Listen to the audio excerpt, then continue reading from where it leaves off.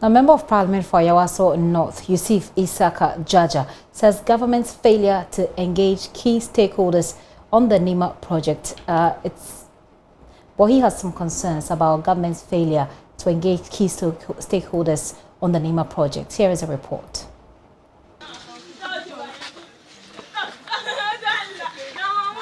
A slum of hopeful dwellers.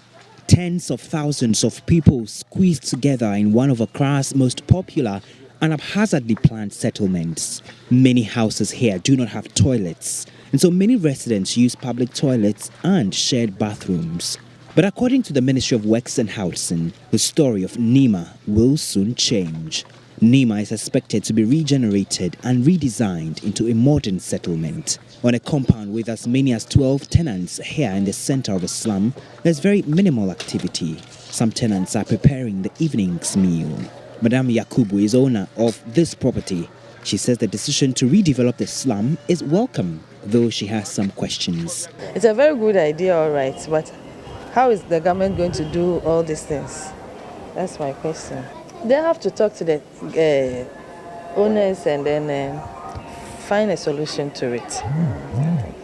Okay. Because they have to balance it. The government must come in and then they also have to sacrifice. She's one of many residents and property owners here who are asking for a clear, drawn-out plan so they are not disadvantaged.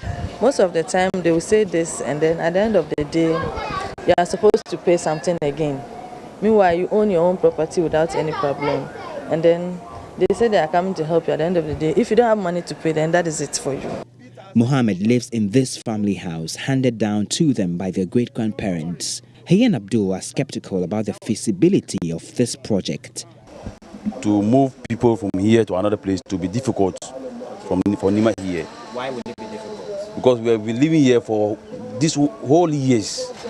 So I don't think it will be possible.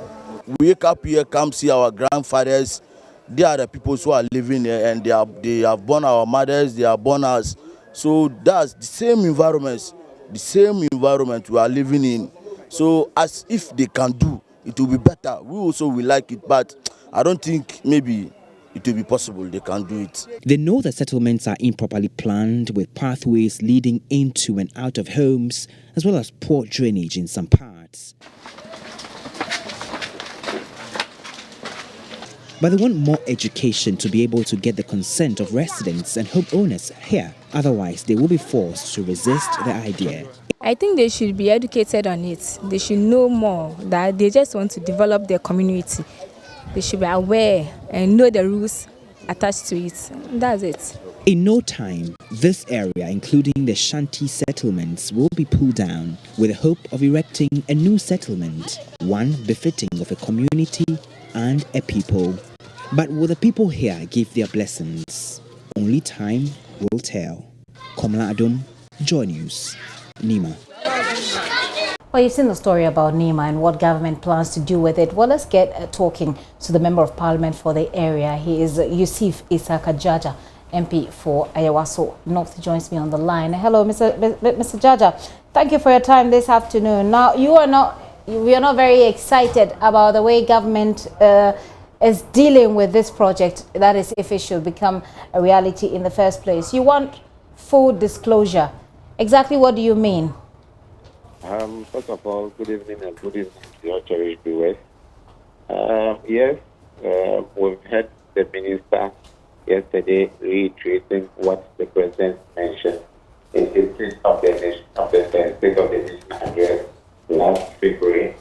And as you are aware, as the MP for the community, I'm not officially informed. And for that matter, I don't know anything about that project. As it were, as the MP for the community again, with this project, as you have called me now, I should be able to also enlighten you about the project. But as it stands now, I'm not informed, and for that matter, I don't know anything about that project. What I know is what you also know by hearing the minister yesterday. So when you talk about government's failure to engage key stakeholders, one of them is you, and who else? And to be frank with you, apart from me, we have teams in our community other opinion leaders, even the landlords, the landladies, various homes they planning to demolish and put up again. None of them is aware of such a project. And I've been given some examples. As you own your house, government wants to come and demolish it because it's old and put up a new building for you. The landlord or the landlady of that house, you are not aware. Only for you to hear it on television or you do that. This your particular house, government is coming to demolish it and put up a new one for you. So it's a good initiative, but you will not be happy because you, the owner of that house, you are not aware. Only for you to hear it on telly or radio. It is not something good that we expect the government to have taken it away. You spoke about hearing it from the minister on radio, I guess, yesterday, but this is not the first time the minister has mentioned this. In fact, you also referred to the State of the Nation address in which the president touched on it. You are in Parliament.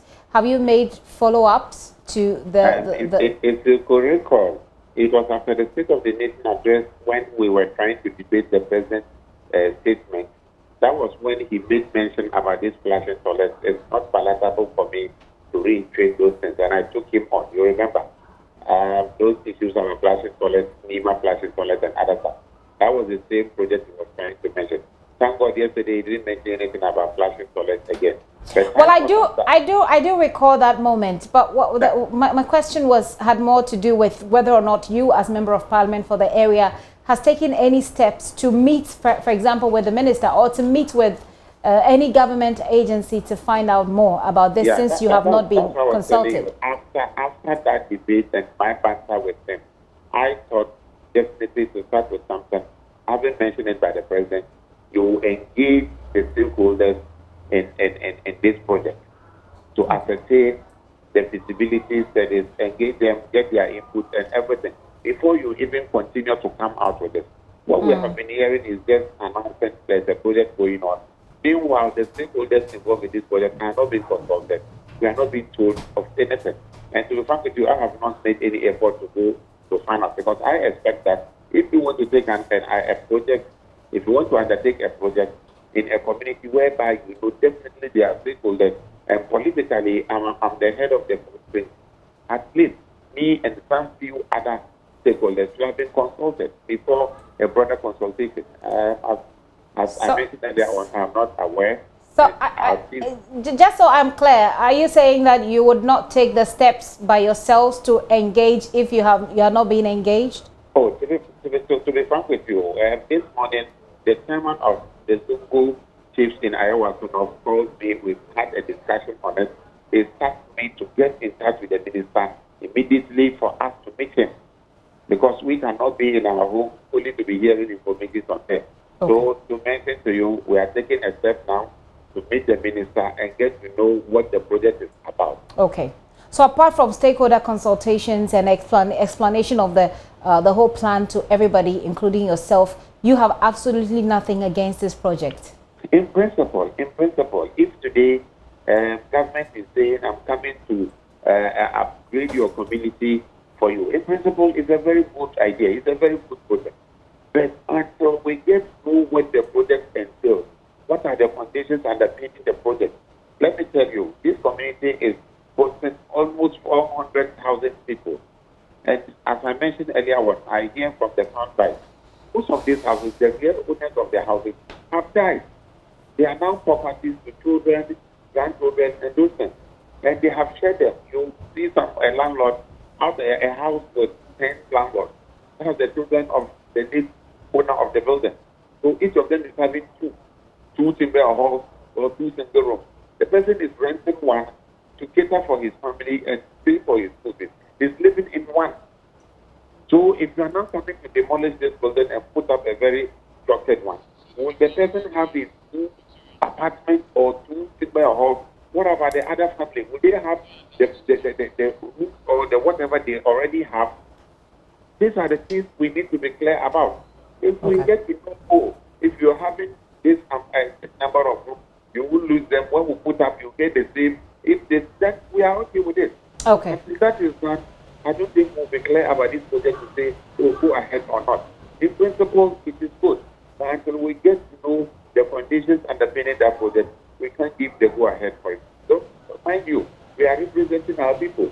So we have to lead them to get to know what is coming will be an advantage to them and not a disadvantage to our people. All right. Mr. Jaja, thank you so much for your time this afternoon. Member of Parliament for Ayawaso North there speaking about the Nima redevelopment plan.